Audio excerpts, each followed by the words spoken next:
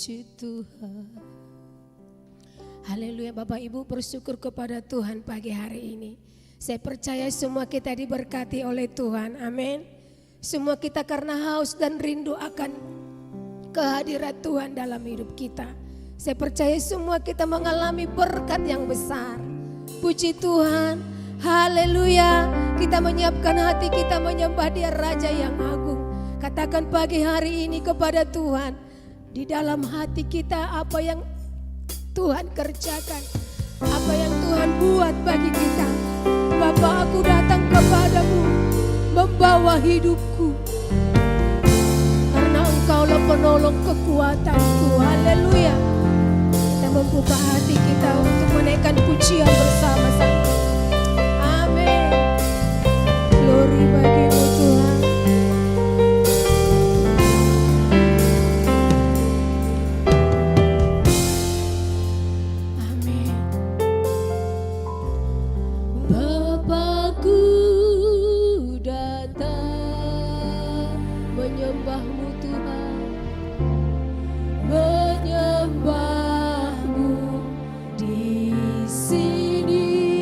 Percaya Kau Yesus, ku percaya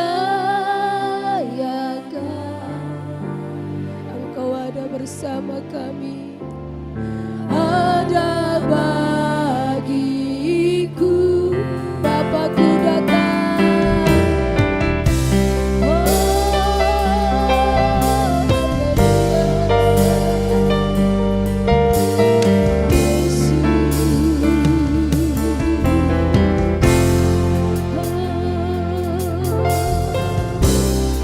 Bapakku datang. Benar Tuhan, menyembah-Mu di sini. Kami percaya Kau Tuhan. Amin. Benar Yesusku, ada bagi. Katakan aku tidak takut bersama-Mu Yesus. Tak usah ku takut, sebab Kau sertaku. Tak usah ku bimbang, Kau di dalamku.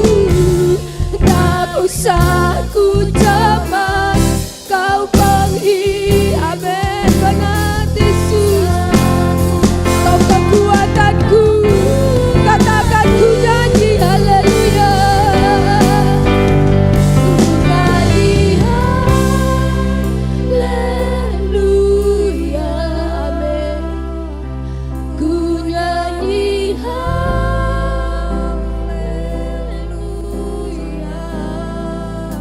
Sungguh Kau hebat, ajaib perkasa perbuatanmu.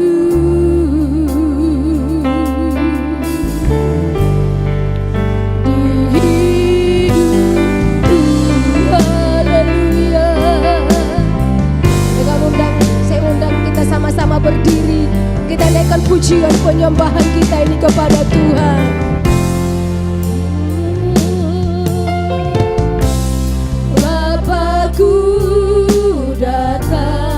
Kami datang menyembah-Mu Bapa, menyembah-Mu di sini. Kami percaya Kau Yesus, hanya Engkau ada dalam hidup kami. Haleluya. Katakan aku tidak takut bersama-Mu Tuhan. Tak usah ku takut, sebab Kau sertaku. Tidak bimbang bersama Yesus, Kau di dalamku. Tak usah ku cemas, Kau penghidup. Saat ku lama Kau menguatkanku, Kau kuatku. Buka hatimu, katakan aku bernyanyi untuk Tuhan. Haleluya.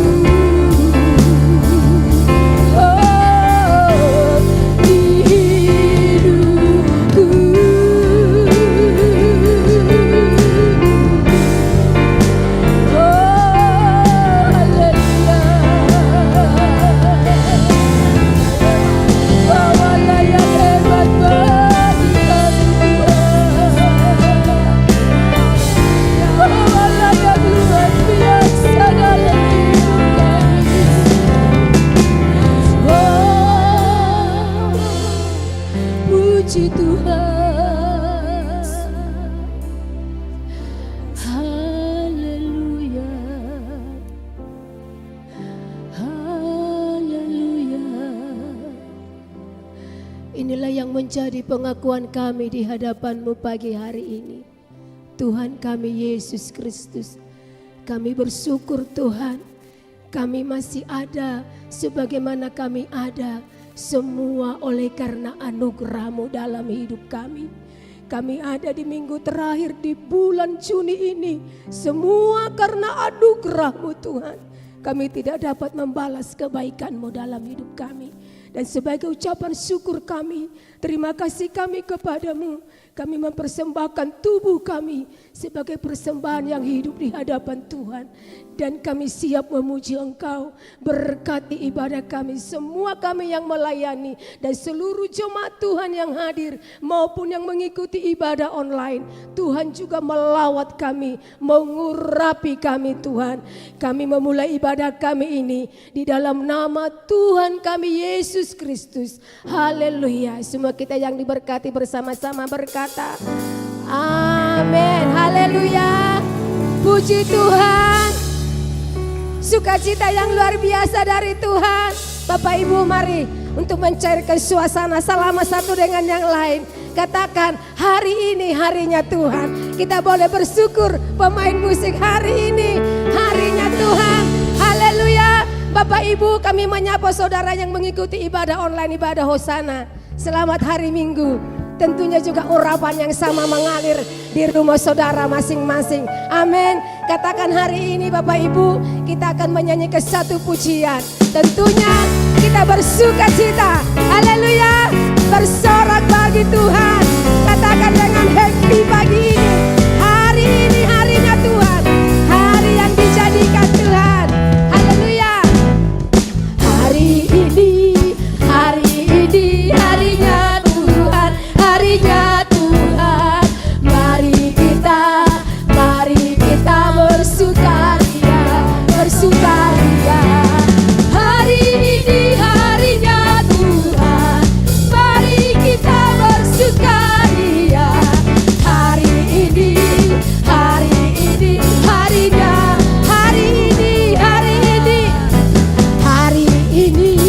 hari ini harinya Tuhan.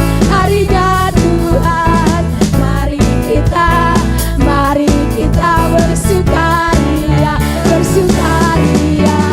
Hari ini harinya Tuhan, mari kita bersukaria. Hari ini harinya Tuhan. Bapak Ibu, ini lagu ini ada dari berbagai daerah ya. Ada bahasa Sumatera, ada bahasa Cina dan seluruh bahasa Indonesia ada lagu ini. Walaupun kami tidak membawakan dari semua suku yang ada di Hosana, terimalah dengan sukacita. Amin. Mewakili dari semua kita suku yang ada di gereja Hosana. Haleluya. Semangat walaupun bukan lagu daerah kita. Kita nyanyikan dengan semangat, dengan sukacita. Amin. Haleluya. Haleluya. Katakan hari ini harinya Tuhan. Hari ini harinya Tuhan, harinya Tuhan. Mari kita bersukaria, bersukaria. Hari ini harinya Tuhan, mari kita bersukaria. Hari ini kita pergi ke Sumatera, bernyanyi lagu Sumatera. Haleluya. Wari endah, wari badia, wari ba. Haleluya. Otak kita muji di bata, muji di bata. Wari endah, wari badia, otak kita bersuka. Haleluya. Wari endah, mari berdoa.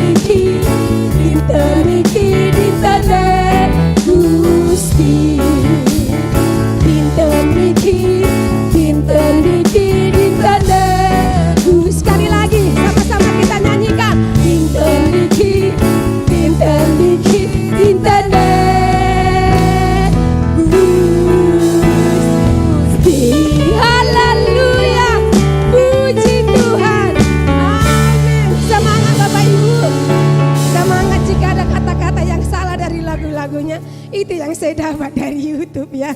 Jadi jangan nanti itu salah, itu boleh diperbaiki. Puji Tuhan, haleluya. Untuk kita boleh memuji Tuhan, katakan yel-yel kita Pantai Kosta haleluya 3 kali. 1, 2, 3. Haleluya, haleluya, haleluya. Kau satu penuh kasih. Kita naikkan pujian ini bersuka kepada Tuhan. Amin. Mari menari bagi Tuhan. Haleluya. Amin. Puji Tuhan. Amin. Tuhan penuh kasih, Tuhan penuh hikmat, Engkau penuh kuasa, Kau mulia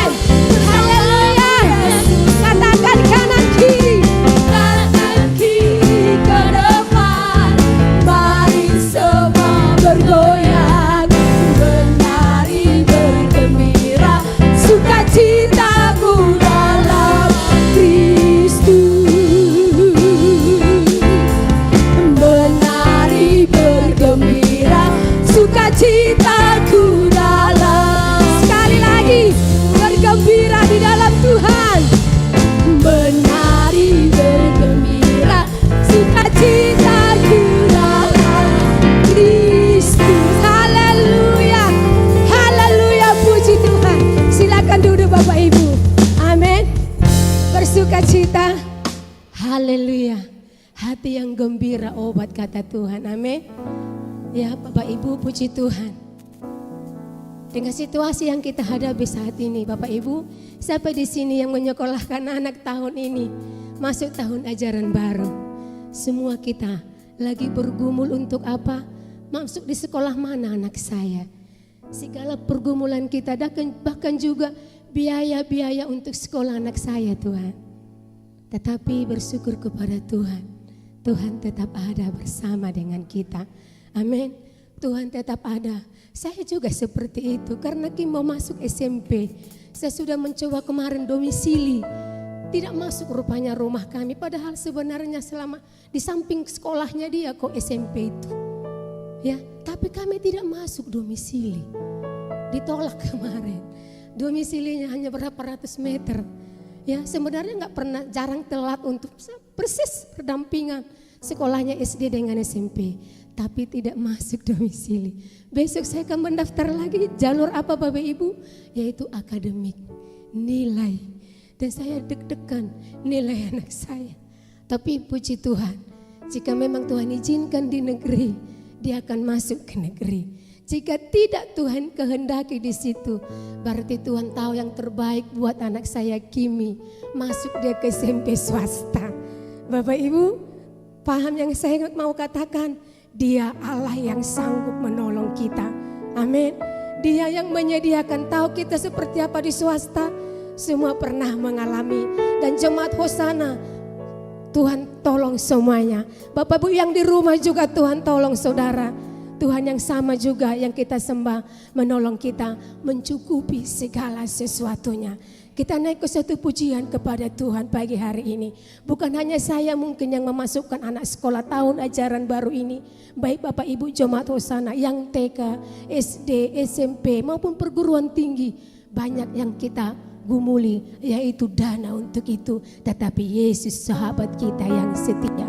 Puji Tuhan, sama-sama kita naikkan pujian ini kepada Tuhan. Bahwa semuanya katakan pagi hari ini, apa yang saya hadapi semua pasti indah pada waktunya. Ada waktu di hidupku. Haleluya. Kita belajar bersama-sama lagu ini. Mungkin lagu ini agak baru, tapi sebenarnya lagu lama. Haleluya. Puji Tuhan. Ada waktu di hidupku, cobaan berat menekan. Aku berseru kepada ya Tuhan, katakan jalan Tuhan bukan jalan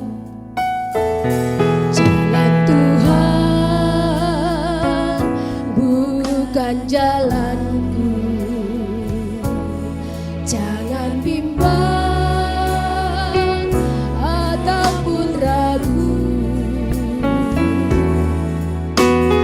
Nantikan Tuhan jadikan semua indah pada waktu. Katakan aku indah pagi hari ini. Haleluya. Tuhan masa depanku, pada Tuhan ku serahkan hidupku. Nantikan Tuhan, katakan indah pada waktunya. Indah pada waktu. Sama-sama kita berdiri. Kita naikkan pujian ini. Hari esok tiada yang tahu. Hari esok tiada ku tahu. Namun tetap langkahku maju. Aku yakin Tuhan, ku yakin Tuhan jadikan semua indah pada waktu.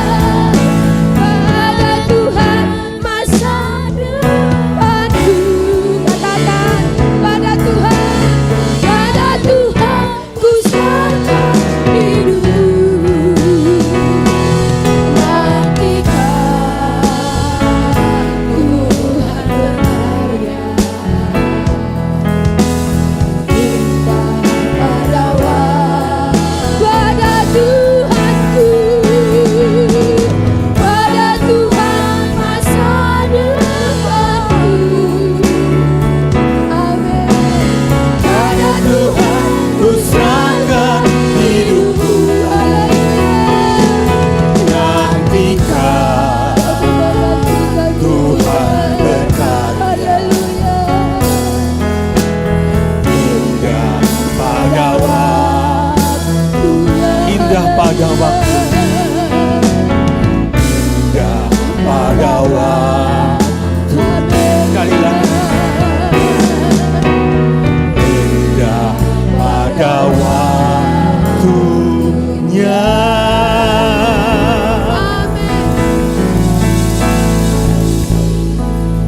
Engkau itu Tuhan, Engkau itu Bapa, sahabat yang terbaik yang pernah kami miliki. Engkau yang selalu setia, Engkau yang tidak pernah membiarkan kami berjalan sendiri, dan Engkau yang sudah ada berdiri pada masa depan kami. Kami tidak perlu takut melangkah Tuhan, karena kami tahu sebelum kami ada di sana, Engkau sudah lebih dahulu ada di sana. Engkau sudah lebih dahulu ada di masa depan kami. Engkau sudah lebih dahulu ada di masa depan anak-anak kami Tuhan. Kami bersyukur Tuhan, dan menjadi bagian kami adalah terus beribadah padamu. Menjadi bagian kami adalah terus mencari kehendak-Mu Tuhan. Menjadi bagian kami adalah terus mengerjakan apa yang berkenan di hati-Mu. Itu sebabnya pagi hari ini kami mau masuk lebih dalam lagi pada firman-Mu Tuhan. Kami ingin Tuhan Engkau membagikan isi hati-Mu kepada setiap kami. Kami percaya urapan-Mu ada atas setiap kami, ada atas hamba-Mu yang melayani Tuhan, supaya semua kami dibawa masuk di dalam rencana-Mu yang lebih tinggi dari rencana kami, jalan-jalan-Mu yang lebih tinggi dari jalan-jalan kami. Namun kami percaya roh hikmat, roh wahyu, roh kudus ada di dalam kami, memampukan kami untuk melihat apa yang Engkau lihat. Terima kasih Tuhan, kami akan sambut kebenaran firman-Mu dengan hati yang bersukacita. Dalam nama Yesus, semua yang mengasihi Tuhan katakan sama-sama, amin. Shalom. Haleluya. Haleluya. Puji Tuhan. Ya, saya kasih judul khotbah saya pagi ini rada-rada bombastis, saudara. BYD. Katakan BYD. Ini bukan promosi mobilnya Pak Yusuf. Mobil listriknya Pak Yusuf ya. Saya nggak di-endorse, nggak disponsori. Tapi saya ingin bagikan tentang kata ini, saudara. Gen Z, generasinya Georgie, ya, Georgie Gen Z ya. Itu suka dengan semua disingkat-singkat ya. Overthinking jadi OVT ya. F Y I for your information, semua disingkat. OTW, on the way, ya itu ciri khas Gen Z. Dan kita mau nggak mau jadi seperti Gen Z, tapi mau memahami cara berpikirnya Gen Z. BYD itu adalah beyond. Katakan beyond. Nah, yang saya ingin khotbahkan adalah kata ini, beyond. Beyond itu melampaui. Katakan melampaui. Beyond itu lebih dari. Beyond itu melewati batas rata-rata. Beyond itu melampaui kebanyakan orang. Beyond itu unggul. Siapa di sini yang mau hidupnya beyond? Enggak mau rata-rata, apalagi di bawah rata-rata, tapi di atas rata-rata. Puji Tuhan, saudara. Nah, kita akan belajar pengertian dari beyond itu. Coba tolong Stephen klik. Saudara lihat gambar apa di layar LCD? Ada yang lihat sesuatu di layar LCD saudara? Apa? Ya, titik hitam. Dari layar yang segitu besar, ada titik kecil dan ada orang yang bisa lihat. Ya. Tapi saya mau katakan, saudara, gambar yang sebenarnya yang tadi kita lihat adalah layar putih dengan titik hitam. Banyak orang hanya lihat detail, titik hitam, tapi nggak lihat gambaran besar. Nah, itu yang dinamakan sudut pandang. Sudut pandang itu paling sedikit ada 360, karena kita tahu lingkaran itu 360 derajat. Jadi kalau 1 derajat mewakili 1 sudut pandang, berarti untuk setiap hal itu paling sedikit ada 360 sudut pandang. Nah, makin dewasa seseorang, sudut pandangnya makin banyak, nggak cuma 1. Coba kalau anak-anak, kalau kanak-kanak, saudara, sudut pandangnya cuma 1. Kalau dia udah mau es krim, ya es krim. Nggak peduli dia lagi pilek, nggak peduli dia lagi batuk, es krim, ya es krim. Itu anak-anak. Tapi makin kita bertumbuh dewasa, kita harus memahami ada sudut pandang yang lain, saudara. Nah, Stephen Covey, saudara, bukunya saya ulang-ulang baca. Dia menulis buku yang udah diterjemahkan dalam bahasa Indonesia, 7 kebiasaan orang-orang yang punya pengaruh. Dan di salah satu bagian bukunya itu ditulis quotes ini.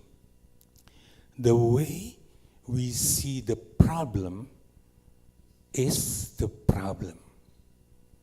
Cara kita melihat masalah, justru di situ masalahnya. Ya, terutama ibu-ibu atau wanita, pagi bangun-bangun, tiba-tiba lihat berkaca muncul jerawat di pipinya. Kalau saudara tahu, jerawat itu hanya kekurangan vitamin A, kekurangan vitamin D, dan kekurangan vitamin E. Jadi saudara ambil vitamin A, D, dan E, minum, masalahnya selesai. Tapi apa yang terjadi?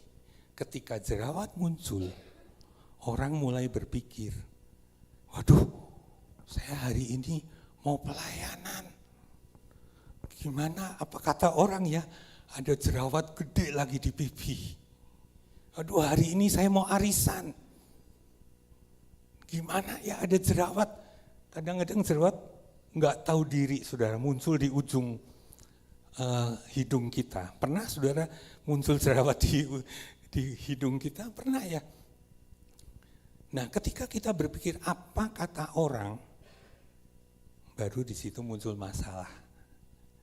Jadi yang jadi masalah itu bukan masalahnya, tetapi bagaimana kita berpikir tentang masalah itu. Saya ada satu cerita, saudara.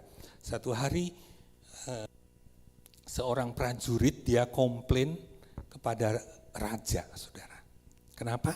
Karena dia tahu gaji kepala prajurit itu 10 kali lipat dibanding gajinya. Dia merasa bekerja lebih banyak lembur, lebih sering mengerjakan sesuatu dibanding kepala prajurit. Makanya dia datang kepada raja untuk komplain.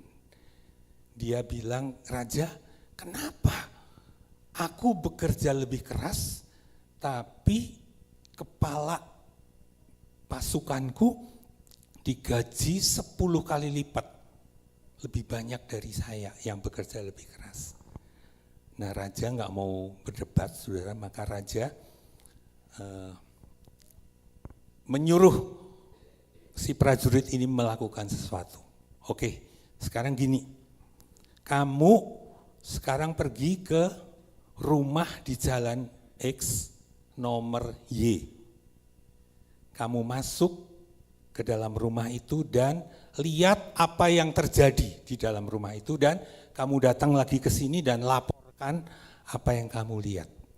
Nah, benar, dengan berlari prajurit tadi pergi ke rumah yang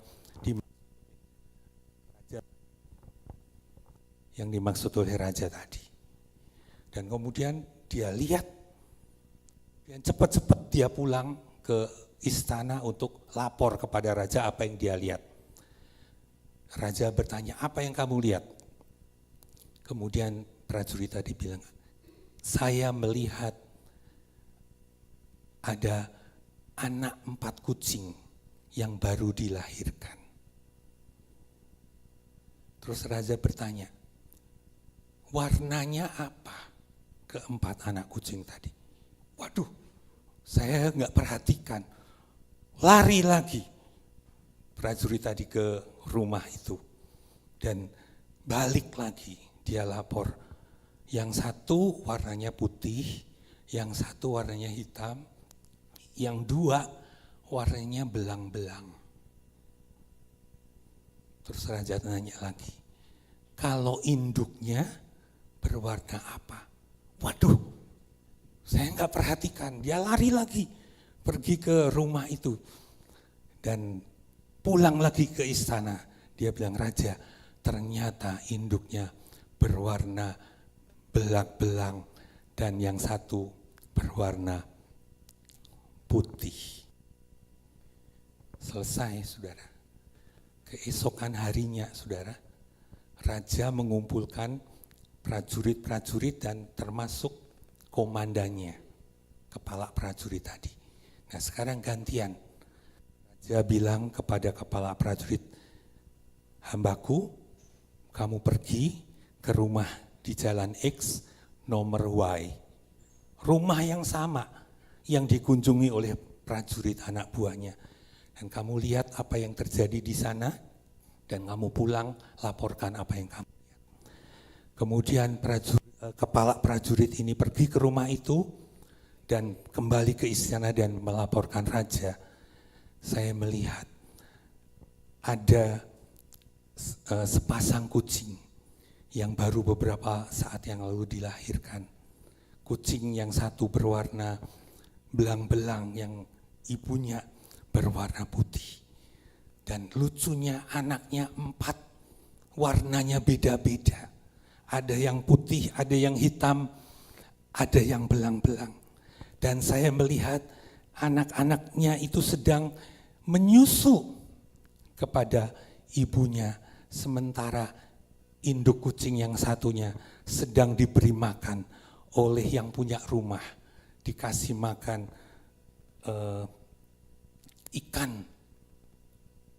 ikan bakar dan susu. Sudah lihat, sudah belajar apa dari peristiwa tadi, saudara? Orang tidak digaji hanya karena kerja keras. Kepala prajurit tadi dibayar lebih tinggi karena dia melihat lebih banyak. Prajurit melihat terlalu sedikit dan butuh waktu bolak-balik untuk mengerjakan satu hal yang hanya 1 kali dikerjakan oleh atasannya. Saudara, beyond itu seperti terdapat dalam 2 Korintus pasal yang keempat, ayat yang ke-18. 2 Korintus pasal 4 ayat yang ke-18. Ini beyond, saudara. Ada sebetulnya di layar LCD, saudara. Saya akan bacakan ayat ini. Ada 2 orang, 3 orang, 4 orang, 5 orang, belum semua. Bagi berdiri, ya, oke. Semua yang sudah dapat katakan haleluya. kita baca sama-sama hitungan ketiga. 2, 3. Sebab kami tidak memperhatikan yang kelihatan, melainkan yang tak kelihatan. Karena yang kelihatan adalah sementara, sedangkan yang tak kelihatan adalah kekal. Amin, silakan duduk. Nah, beyond itu seperti ini, saudara. Paulus menulis dan konteksnya adalah penderitaan. Kalau saudara baca ayat 17, konteksnya adalah masalah, konteksnya adalah tekanan hidup. Tetapi yang Paulus katakan, kami melihat, kami memperhatikan. Bukan hanya yang kelihatan. Tapi kami memperhatikan yang gak kelihatan. Beyond, di balik yang kelihatan. Saya melihat yang tidak kelihatan. Sebab yang tidak kelihatan itu yang kekal. Yang kelihatan hanya sementara. Yang kelihatan penderitaan, masalah, tidak ada yang permanen. Tetapi yang tidak kelihatan, yaitu tangan Tuhan, itu yang kekal, saudara. Tuhan mau hari-hari ini, saudara, kita jadi gereja yang melihat yang tidak dilihat oleh kebanyakan orang. Jangan jadi gereja yang rata-rata. Saudara melihat seperti yang dilihat orang lain. Saudara melihat seperti yang dibicarakan medsos. Saudara melihat seperti yang ada di Instagram. Saudara hanya melihat seperti apa yang ramai di Google. Tapi Tuhan mau kita belajar untuk lihat sudut pandang yang lain. Melihat yang tidak dilihat oleh kebanyakan orang. Saudara, hari yang terberat dalam hidup Bapak Abraham itu bukan waktu dia harus menunggu 25 tahun untuk Ishak lahir. Bukan itu. Hari yang terberat dalam hidup Abraham bukan waktu dia harus menengahi antara Hagar dengan Sarah yang terus-terusan bertengkar, saudara, enggak akur. Hari yang terberat dalam hidup Abraham adalah, klik tolong Stephen, waktu Tuhan bilang, mau enggak kamu serahkan Ishak kepadaku. Hari yang terberat, masalah yang terbesar dalam hidup Abraham adalah ketika Tuhan minta satu-satunya yang dia punya. Hal yang paling dia kasihi. Karena untuk dapat itu dia harus nunggu 25 tahun. Berjalan dari Ur Kasdim sampai ke tanah Kanaan bertahun-tahun. Hanya untuk nunggu seorang anak kandung yang namanya Ishak. Tapi satu waktu ketika Tuhan bilang, boleh enggak aku minta Ishak yang kamu kasihi. Kisahnya ada di Kejadian pasal yang ke-22. Sudah buka dulu kitab Kejadian 22 dan judulnya adalah kepercayaan Abraham diuji. Abraham sedang dalam ujian. Abraham sedang dalam masalah besar. Dan biasanya orang baca Kejadian 22 ini fokus kepada peristiwa ini, di mana seseorang harus menyerahkan seorang lain yang dia kasihi dan satu-satunya. Orang lupa, orang sering skip ayat yang keempat. Padahal ayat yang keempat ini kunci Abraham bisa melalui tes ujian dari Tuhan. Dan ayat 4 ini kita akan baca bersama-sama. Kejadian 22 ayat 4. Minta tolong Antok baca. Pak Antok baca ayat ini. Kejadian 22 ayat yang keempat.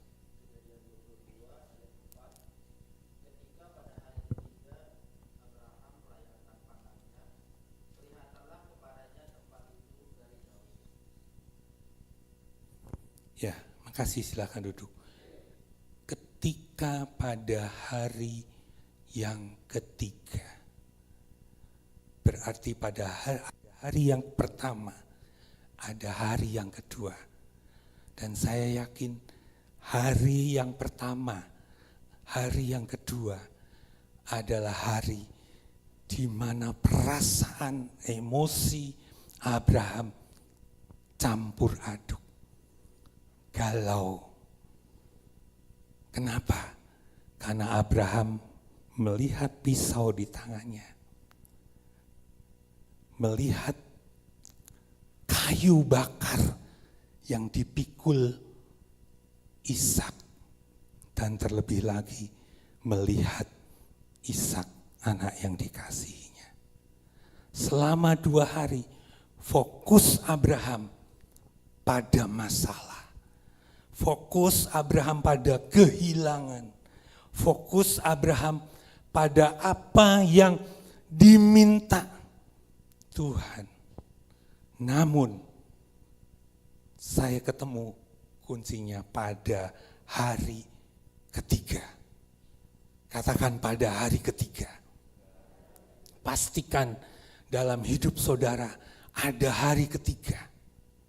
Sama seperti hari ketiga ketika Kristus bangkit. Pastikan dalam hidup saya, dalam hidup saya, ada hari ketiga.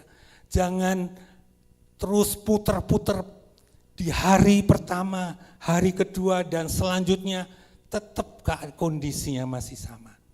Pastikan ada hari ketiga. Apa yang terjadi pada hari yang ketiga? Abraham melayangkan pandangnya.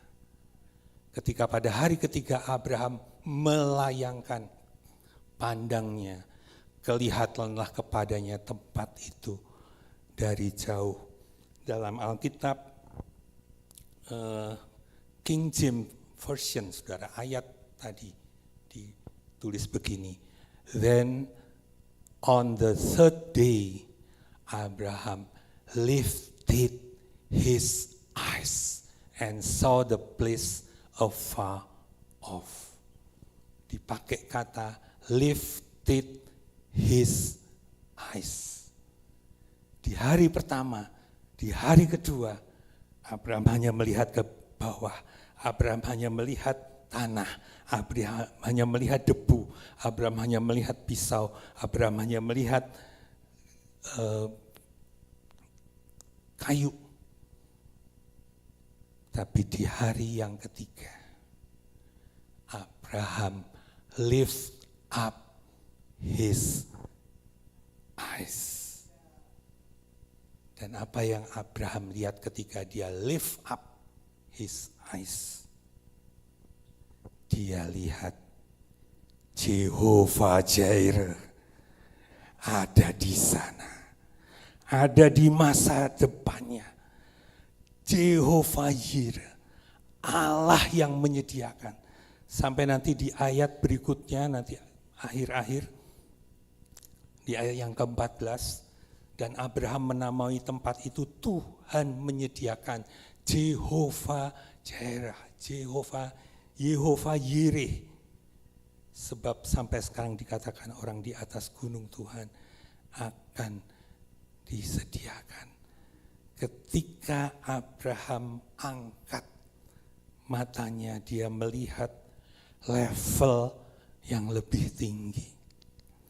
Dan melihat level yang lebih tinggi itu yang namanya hikmat. Katakan hikmat. Hikmat, saudara. Itu yang terjadi ketika Abraham lift up his eyes. Dia dapat hikmat dan dia melihat Yehova Yireh. Yehova Yireh. Buktinya apa? Abraham melihat Yehova Jireh. Buktinya langsung di ayat yang kelima. Kata Abraham kepada kedua bujangnya, tinggallah kamu di sini dengan keledai ini. Kalian berdua tinggal di sini dengan keledai ini. Aku beserta anak ini akan pergi ke sana. Kami akan sembahyang, kami akan worship. Sesudah worship, lihat kata yang dipakai Abraham. Bukan aku, bukan Abraham seorang diri. Abraham katakan, kami akan kembali kepadamu. Artinya ada dimensi yang berubah. Waktu Abraham mengangkat wajahnya, melayangkan pandangnya, lift up his eyes dan melihat, berjumpa, ketemu, melihat Tuhan. Kata-katanya berubah menjadi kata-kata iman. Dia bilang kepada bujangnya, kami akan pergi ke sana dan sesudah kami sembahyang, sesudah kami mempersembahkan mezbah, kami akan kembali kepada kalian. Ayat yang ketujuh. Lalu berkatalah Ishak kepada Abraham ayahnya, Bapa, sahut Abraham, ya anakku, bertanyalah, di sini sudah ada api dan kayu, tetapi di manakah anak domba untuk korban bakaran itu? Sahut Abraham, Allah yang akan menyediakan anak domba untuk korban bakaran baginya. Anakku, demikianlah keduanya berjalan bersama-sama. Ini yang terjadi. Dia bilang kami akan balik lagi kepada para pegawainya, bujangnya. Dan waktu Ishak nanya, udah ada api, udah ada kayu, udah ada pisau. Terus korban bakarannya di mana? Dombanya di mana? Abraham menjawab, Tuhan yang akan menyediakan. Sekali lagi saudara, ketika saudara bisa melihat sudut pandang yang lain, saudara bisa melihat dimensi yang lebih tinggi, dimensi yang ilahi, iman saudara akan bangkit. Dan ketika iman saudara bangkit, kata-kata saudara, perkataan saudara pasti berubah, saudara. Kita buka beberapa saat sebelumnya karena ada kejadian yang hampir mirip. Di Kejadian pasal yang berapa ya? Diklik lagi. Di Kejadian pasal yang ke-15. Kejadian pasal 15 ayat yang ke-5. Waktu itu Abraham juga sedang ada di titik terendah, saudara. Kenapa? Dia tahu dia udah tua. Istrinya Sarah sudah menopause, saudara. Dan janji Tuhan belum digenapi. Dan dia bilang dalam hatinya, aku sebentar lagi mati. Dan semua warisanku ini akan jatuh ke tangan hambaku, Eliezer. Sebab aku enggak punya anak kandung. Tapi ayat 5, lalu Tuhan membawa Abram keluar serta berfirman, coba lihat ke langit, hitunglah bintang-bintang. Jika engkau dapat menghitungnya, maka firman-Nya kepadanya, demikianlah banyaknya nanti keturunanmu. Sama beberapa tahun sebelumnya, sebelum Ishak lahir, saudara. Abraham pernah punya pengalaman masalah yang berat, tekanan keadaan. Tapi yang terjadi, Tuhan bawa Ishak keluar dari kemah. Artinya apa? Tuhan mau memperlihatkan kepada Abraham, sudut pandang yang baru. Ketika sudut pandang saya berubah, ketika sudut pandang saudara berubah, melihat dimensi yang lebih tinggi, yaitu dimensi ilahi, maka hidup saudara enggak akan pernah sama. Hari ini saudara ada di mana? Apakah ada hari di mana saudara sedang ada di hari pertama? Atau ada sedang di hari yang kedua? Saudara sedang mengalami masalah terberat yang belum pernah saudara alami sebelumnya, saudara. Kalau saudara hanya mengikuti emosi yang terjadi adalah takut, khawatir, kecewa, marah, nggak bisa tidur, bad mood, saudara. Tapi lift up your eyes untuk melihat Yehova Jireh yang jadi Bapa buat saya, yang jadi Bapa buat saudara. Kita buka Amsal pasal yang ke-17. Amsal pasal yang ke-17 ayat yang ke-24.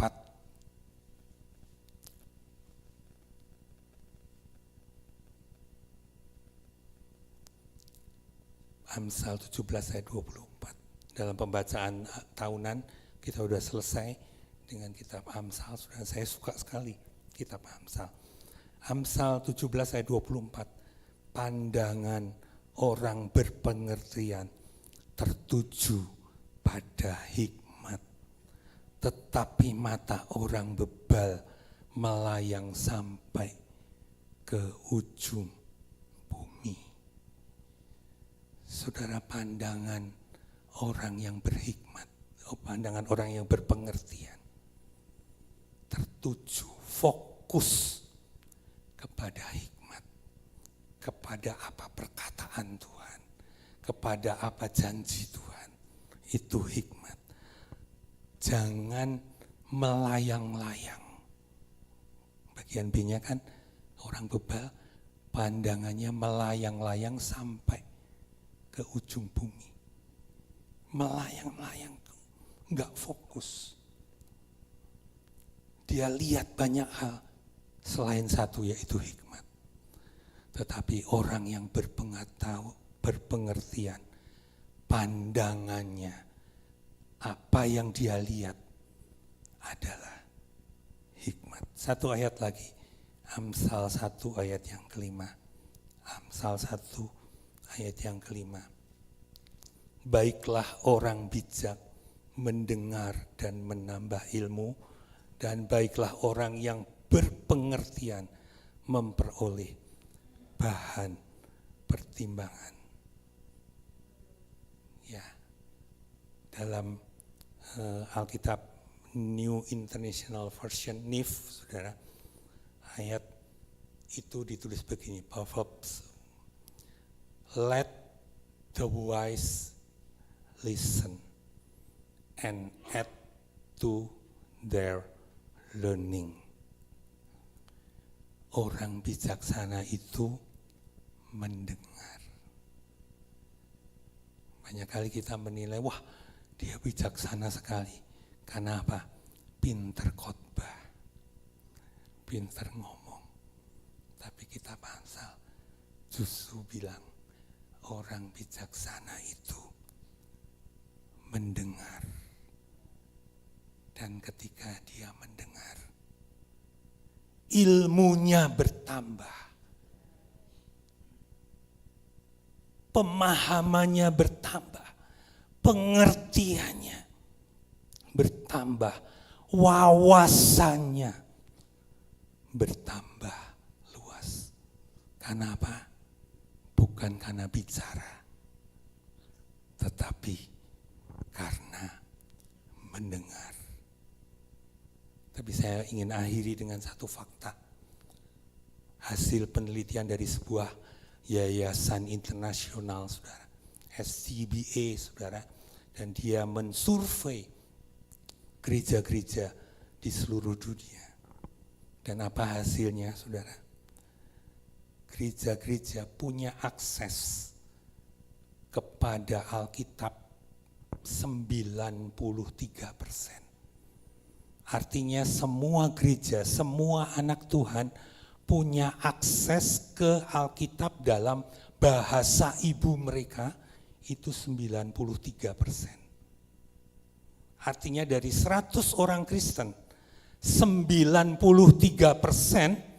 dia punya Alkitab dalam bahasa yang dia kenal, bahasa ibu mereka, bahasa suku mereka. Tapi apa faktanya yang diungkap? Saya kaget, saudara. Ternyata hanya 89,3%, enggak ada 90% yang rutin membaca Alkitab paling sedikit 4 kali dalam 1 minggu. Artinya selang-seling hari ini baca, besok enggak. Itu aja, standar itu aja.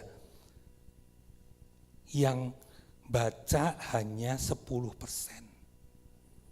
Makanya yang 89,3% enggak pernah baca Alkitab. Lebih dari 2 kali, lebih dari 4 kali dalam 1 minggu. Semua sekarang kan bawa Alkitab kan? Semua bawa Alkitab ya? Kan udah komitmen dari Paskah yang tahun lalu ya, bawa Alkitab. Semua bawa Alkitab kan? Nah, lihat Alkitab masing-masing. Masih baru, masih rapi gitu. Ya itu ada 2 kemungkinan. Baru beli atau enggak pernah dibuka, saudara. Atau udah compang-camping kayak Alkitab saya, saudara. Tapi ini enggak tergantikan karena sudah banyak coretannya di situ. Saudara, ternyata hanya 89,3%. Enggak lebih dari itu orang Kristen yang membaca Alkitab 4 kali dalam seminggu. Yang 10% itu yang baca. Yang 89,3 itu enggak pernah baca, saudara. Saya enggak tahu saudara masuk yang 89,3 atau 10%, saudara. Dan yang lebih celaka lagi, saudara. Dari yang 89,3 tadi, ya ternyata 79,3%-nya atau hampir 80%-nya tidak memahami isi Alkitab. Wow, saudara. Ternyata gereja mengalami kemiskinan Alkitab. Katakan kemiskinan Alkitab. Iya, katakan kemiskinan Alkitab. Bukan karena kita enggak punya Alkitab. Tapi karena kita jarang membuka dan membacanya. Itu sebabnya dari tahun ke tahun, sudut pandang kita enggak pernah berkembang. Itu sebabnya dari tahun-tahun kita enggak pernah bisa melihat apa yang dibalik peristiwa yang saudara alami. Itu sebabnya bertahun-tahun kita enggak bisa melihat apa yang enggak kelihatan. Kita hanya melihat seperti yang orang dunia lihat. Kenapa? Karena kita miskin Alkitab.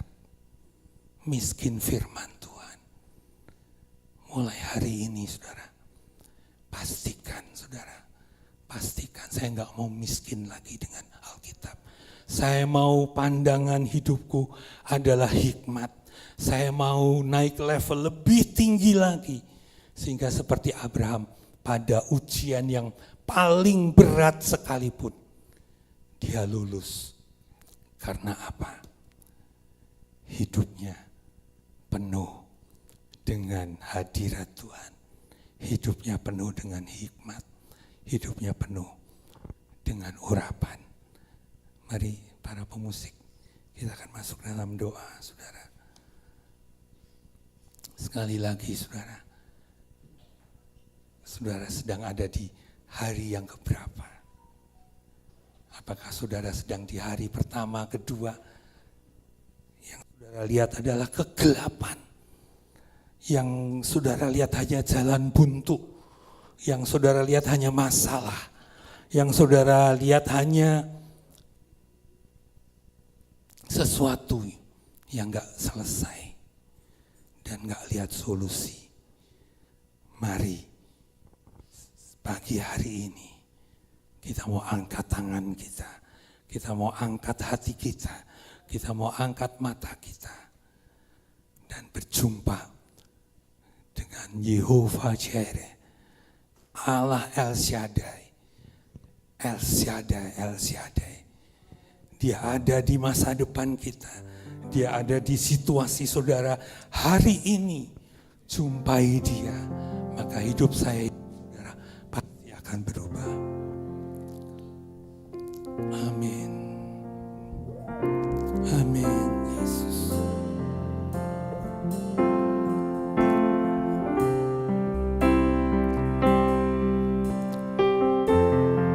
Tak usah ku takut, tak usah ku bimbang.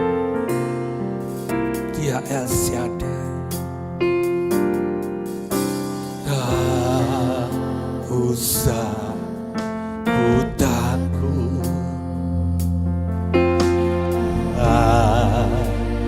Menjagaku, tak usah ku bimbang. Yesus peliharaku. Amin. Tak usah ku cemas. Roh Kudus hiburku, tak usah ku cemas. Dia memberkatiku. Mari kita bangkit berdiri, katakan El Shaddai, El Shaddai.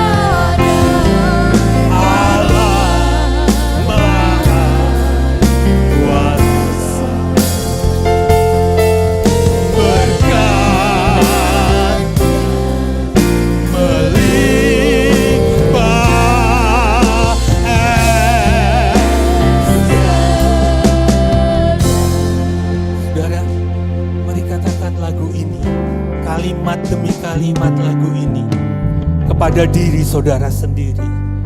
Katakan kepada diri saudara, gak usah takut, gak usah khawatir, gak usah cemas. Dia El Shaddai, dia Yehovah Jireh, dia Yehovah Shalom, dia Yehovah Nisi, dia Yehovah Rafa.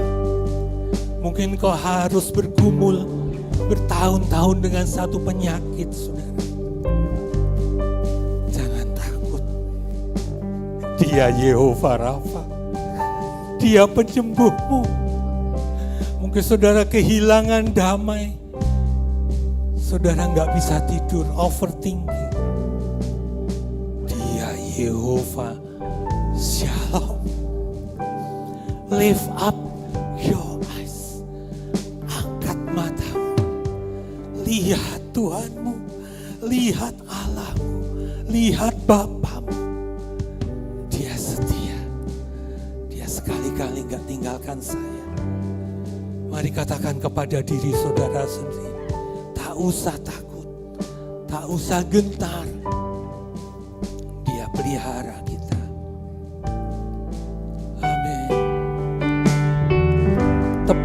dada saudara, katakan, tak usah ku takut, Allah menjagaku. Tak usah ku bimbang, Yesus peliharaku. Tak usah ku susah, Roh Kudus hiburku. Tak usah ku cemas, Dia memberkati. Oh, El Shaddai, El Shaddai, Allah Maha Kuasa. Dia besar, Dia besar, El Shaddai mulia. El Shaddai, El Shaddai, Allah Maha Kuasa. Berkatnya,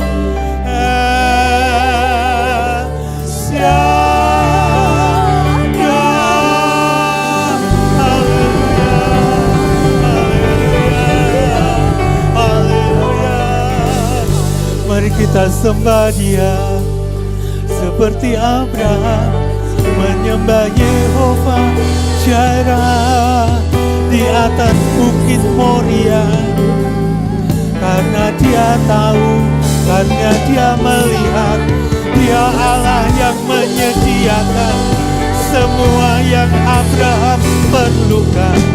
Dia Allah yang Maha tahu apa yang kau gumuli. Dia El Shaddai, Dia Yehova Jireh, Dia Yehova Shalom, Dia Yehova Rafa, Dia Yehova Nisi, panci keselamatanku.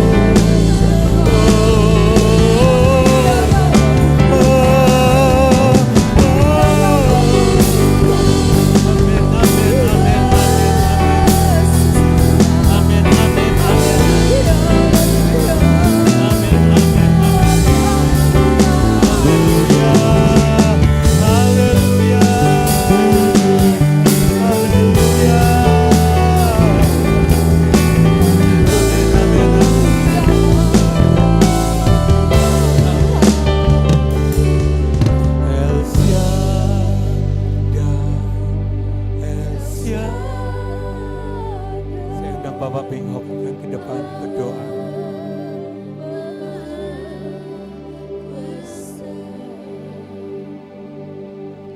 Dia besar, Dia besar, El Shaddai mulia, El Shaddai, El Shaddai, Allah Maha Kuasa. Berkat-Nya melimpah, El Shaddai.